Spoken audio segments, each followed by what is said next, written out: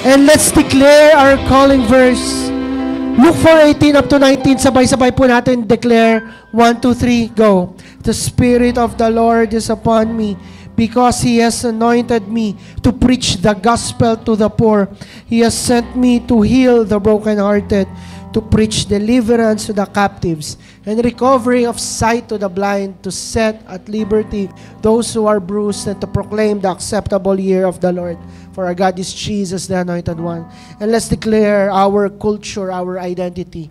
I am a blessing. I am anointed. I am a deliverer. I am a good follower. I don't destroy, I build. I am not seasonal.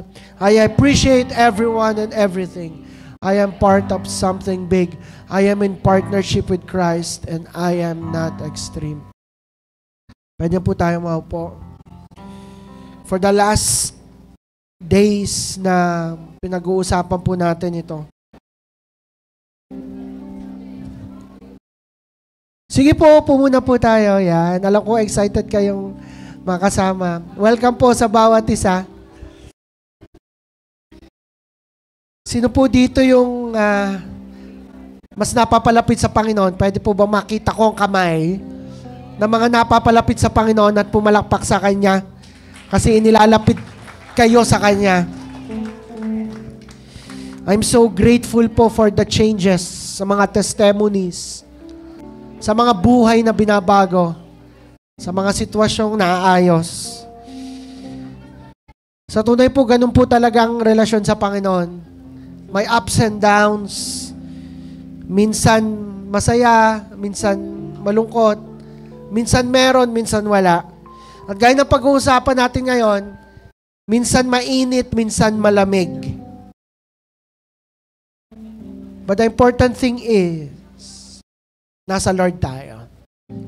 Yun, hindi tayo nawawala. Pwede bang bumati ka ng 5 tao, sabihin mo, mahal tayo ng Diyos. 5 tao, come on.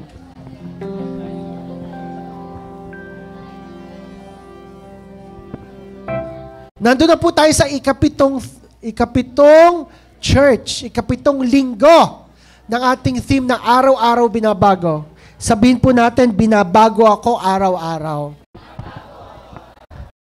And we are so blessed sa Book of Revelations. The Book of Revelations is the last book of the Bible. It also pertains sa mga huling araw, end times. At makikita natin, lahat na ng signs na parating ang Panginoon ay nangyari at nangyayari na. Ang huli na lang po natin iniintay yung magawa ng templo, yung ikatlong templo ng mga Hudyo sa Jerusalem ay ginagawa na po. Kaya sabi mo sa katabi mo, halaka.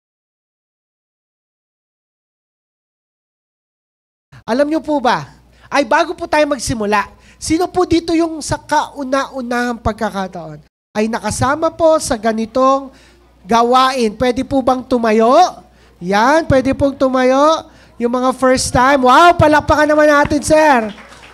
Yan, magandang hapon. Uy, mga utoy, magandang umaga. Pwede po manatili po kayo nakatayo? Pwede po bang kamayan natin sila? Yung katabi, high five po natin sila. I-welcome po natin sila. Come on. Pastora Rocky. Welcome po, pwede na kayong umupo. Sa mga nanonood online, ako po si Rev Fini Plata. Ako po ang senior pastor dito sa J1 Church. Hindi po natin pinag-uusapan ay relihiyon. We talk about a relationship with Jesus Christ. Ang ating tunay na Diyos. Hindi ko po kayo dinadala sa akin. Hindi ko kayo dinadala